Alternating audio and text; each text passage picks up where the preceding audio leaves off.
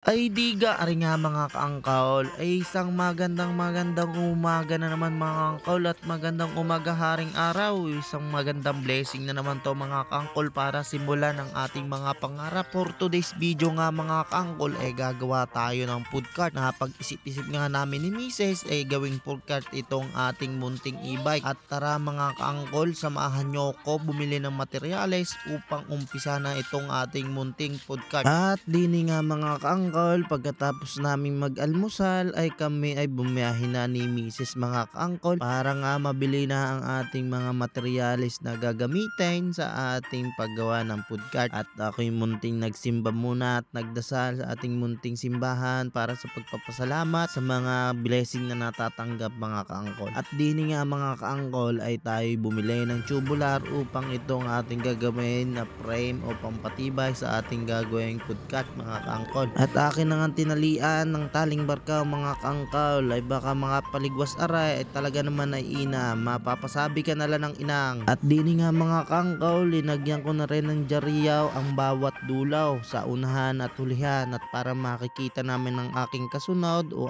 aking kasulubong. At pagkatapos nga ng ating taling barkaw mga kaangkaw ay tayo umuwi na at dinala na ang ating materials. At dini nga mga kaangkaw ay kinukuha na natin ang ating e-bike ng sukat na sa ating gagawing prime mga kaangkol.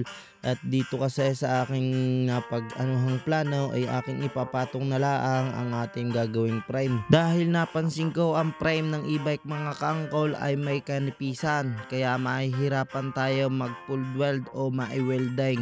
At ang gagawin ko doon ay mga kaangkol ay akin na lang ibobolt. Ngayon mga kaangkol, ang unang step kong ginawa ay yung pinaka side niya mga kaangkol. At kinuhanan ko laang ng sukat. Pagkatapos ko kinuhanan ng sukat ay ito na at atin nang i-spot mga kaangkol. Tinupi ko sa apat mga kaangkol.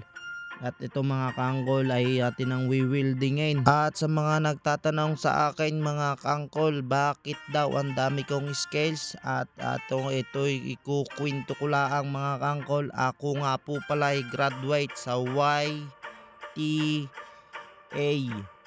ang tinatawag na YouTube Academy.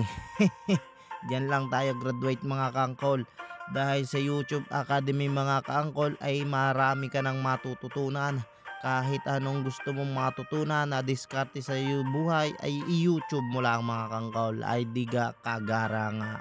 At dini nga mga kaangkol ay akin ang pinulweld at pinwesto kung tama ba ang ating sukat. At mamaya kasi mga kaangkol, pagkatapos mo ng anayin ay tatabi nga mapapasabi ka na laang na abay kagara. At yan na nga mga kaangkol, dalawa na ang nagawa kong frame na both side mga kaangkol. At ito ay atin ang itatayo o ititindag. Ayan na nga ang pinaka frame mga kaangkol ng ating munting tindahan mga kaangkol. At akin ang ini-wielding ulit ang bawat parts para mapaganuhan ko na kung ano ang tamang sukat. At nung aking mga kaangkol na check na tama na ang sukat ay akin ang ipinulweld. Ayan na mga kaangkol, ay kagara ng tindigay. Pagkatapos ko mapulweld mga kaangkol ay akin na agad linapag sa e-bike para ma-check kung tama ang sukat mga kaangkol. At salamat sa panunood mga kaangkol. Ito nga pala ang aking day 1 mga kaangkol. Hanggang sa muli, Angkol!